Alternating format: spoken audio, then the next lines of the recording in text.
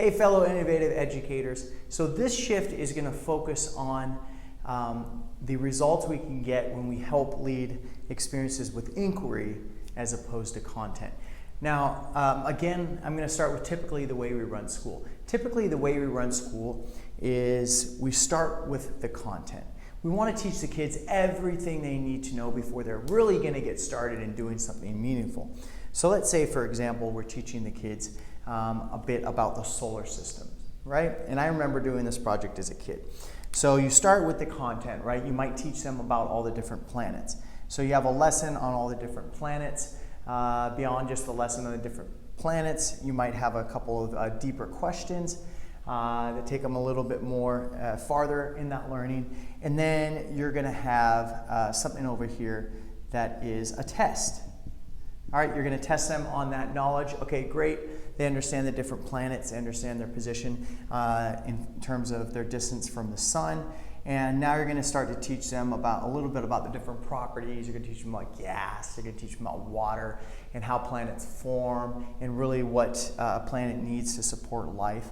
And then you might give them over here, instead of a test, you're going to have them write an essay. Okay, so they've written an essay now, and maybe you made it a bit creative. You know, you let them choose which planet they wanted to look into and talk about the different things, properties that made it a planet. And then, you know, you do a couple more activities, and then finally you're here, and now you get to the fun, and you're like, all right, kids, now we're going to do a project.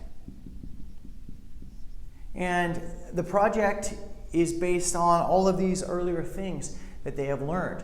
And I remember doing that project as well. The project was, we're going to create a miniature solar system. You may have said, hey, I'm going to give the kids choice.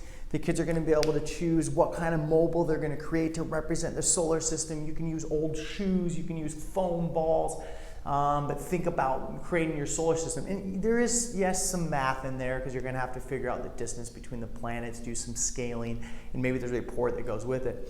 But really, you're going to give them, what, 1 week at the end of that experience to do the fun stuff? Why not start that fun stuff early? And the fun stuff usually is not starting with content. The fun stuff is usually starting with inquiry, right? Why not start our learning experiences with finding out what the kids really want to know, having them ask questions. And the way you do that is you create this gap, this need or this desire for kids to know something. You start with such a provocative question. And the best way to illustrate that is by putting someone in a really tough position and them really needed to learn a lot to get out of it. And I'll give you an example of that. It was when our family was plopped down on an island, and we thought that we were going to be building a home, but we thought that that home was going to be a kit home, easy to put together, but it wasn't. And there's so many things that we're going to have to know to get to that finish line to build that home. So let's say this is what the vision is, building a home. Okay, so that's the big project, home build or a home remodel. Fun project. And here's our start. We don't know much at all. But there's a lot of questions we're going to have to know. First of all, we're going to have to know, okay, we need to get some kind of contractor because we need to know what are some of the regulations for building a home. And so that's going to be our first step. That contractor is going to teach us a little bit of regulations, probably has their own crew. We're going to have to draft a bit of a floor plan. So that's the second part. Okay, we're going to draft a floor plan for that home. And all these different experiences are leading to deeper and deeper inquiries. Now we're like, okay, well, we had a budget for this amount, but it's starting to go over. Where are we going to get that money from? Right? And so we're looking at, okay, 3 is learning a little bit about budget and finance. And you know, the timeline of the project is taking a little bit longer. We thought we'd do it in 2 summers. Well, here we are 3 summers in and we're still building this home. So we've got to think about, too, about some technology that's going to make things easier. Okay, but all of these are spurred from the biggest thing that drives learning. The biggest thing that drives learning is not content. The biggest thing that drives learning for anybody is inquiry. It's curiosity.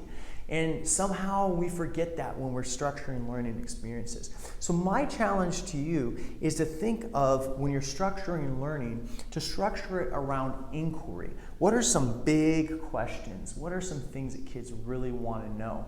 And not necessarily planning 1,000 different lessons, but really maybe planning a couple, giving them a vision of what they might produce, and then structuring content, lessons, and everything around that.